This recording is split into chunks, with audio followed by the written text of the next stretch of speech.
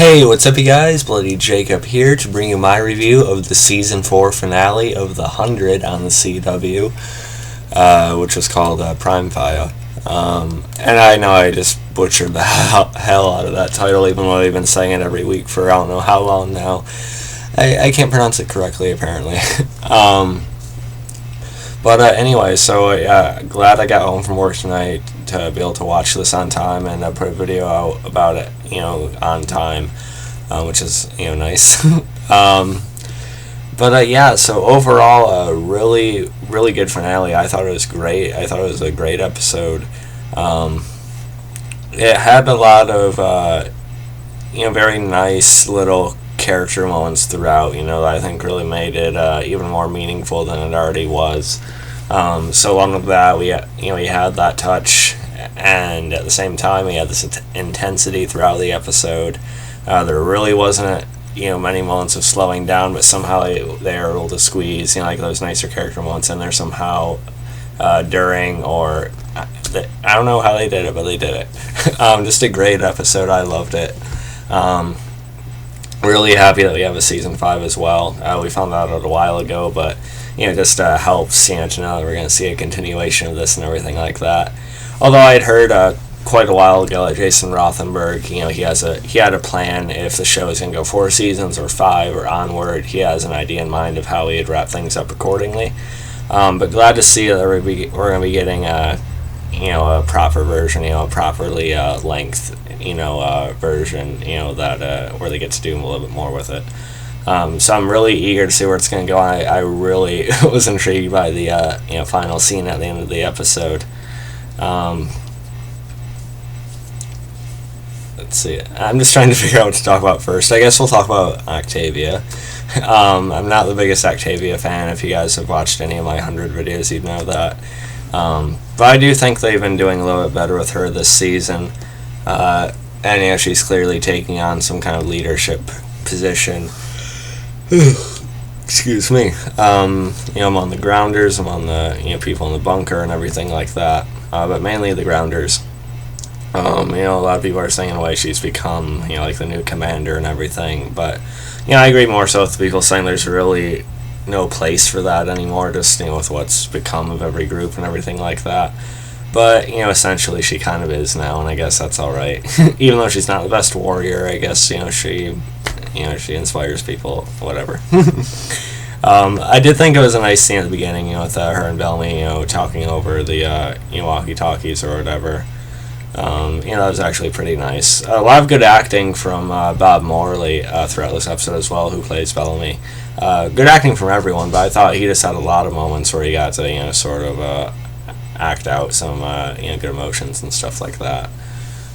We didn't really get a lot of Octavia or the bunker in this episode, which was alright, because our focus is on what Clark and the others are able to do and everything like that, so it made sense.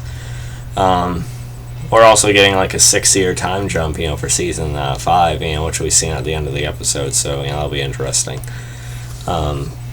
But yeah, I just love the intensity throughout the episode as Raven is trying to pull everything off and everyone in the group is helping her and things like that. I was also glad to see that Echo made it as well. I know people aren't really a fan of hers, but I like her. She's actually within my top 10 favorite characters already. And I'm glad she's actually going to be making it into season 5. It was good to see her get on the ship with the others and stuff like that. She was actually going to kill herself before they launched into space, thinking she isn't worthy because she betrayed Bellamy. She's holding that pretty close to herself, that she did that, so she doesn't deserve to survive with him and his group or anything like that. But luckily Bellamy is able to convince her otherwise, and my hair is kind of messy right now.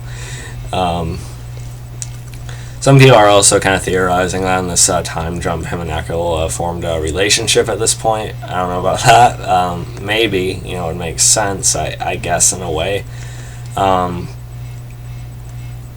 Although, it would be kind of odd because Bellamy said he still didn't trust her. But they've had moments together, I guess, that I feel like they could have been building towards that. I don't know. It'd feel odd if we just seen them in the time jump, then they're together and they're so close. I don't know. And I know there's also a moment in this episode that a lot of Balark fans probably loved. With just Clark saying how much she kind of respects and admires Bellamy and all the good qualities he has. If she wasn't going to see him again, so she was talking about how she didn't like him at first, but he always had this way about himself of how he took care of his sister and things like that. So that was a good scene too. We even had a fun scene with not fun, but we even had a good scene with Murphy and Monty. As they're trying to carry the thing together. Again, I'm not really detailing the things the best way right now. Thing. But you need two people to carry it, so Monty ends up going down first, but Murphy makes the decision to keep on carrying himself to get it there to ensure the survival of everyone.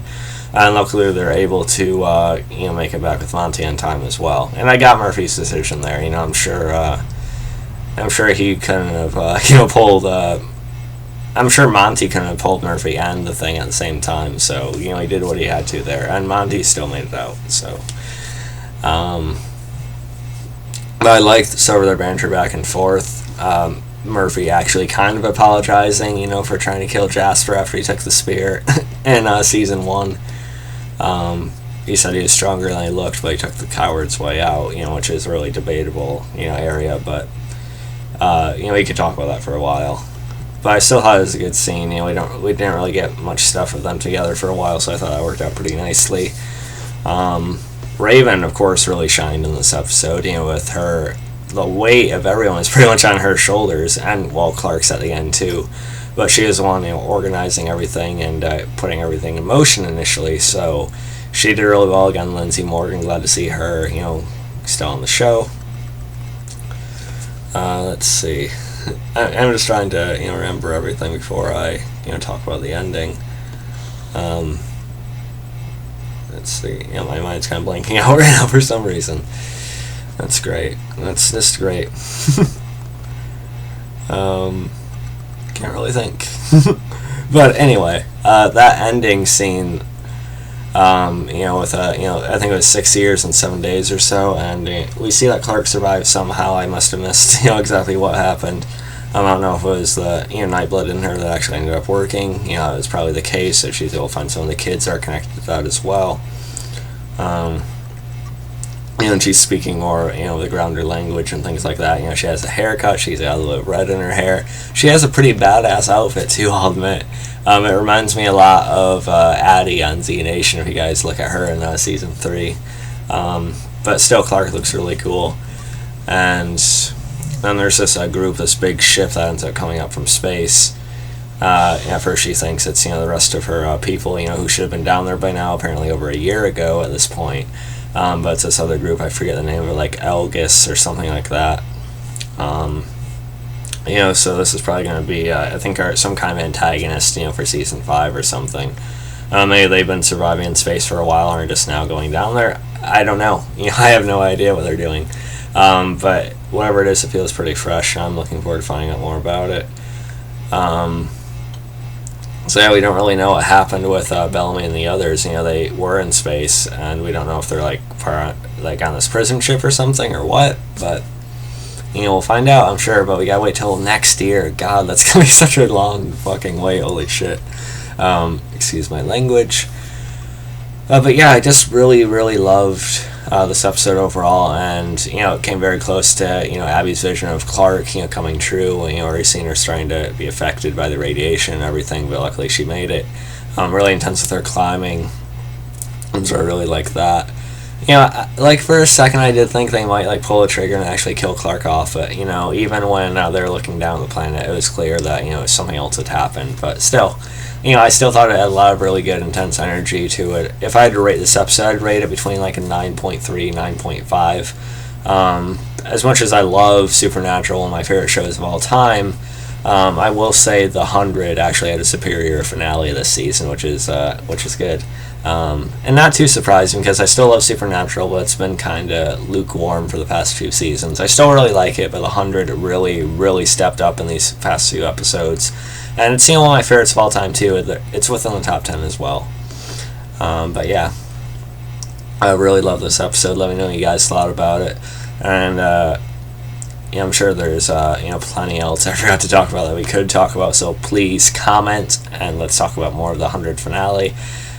So yeah, follow me on Facebook, Twitter, like, subscribe. I'll catch you guys next time. Peace.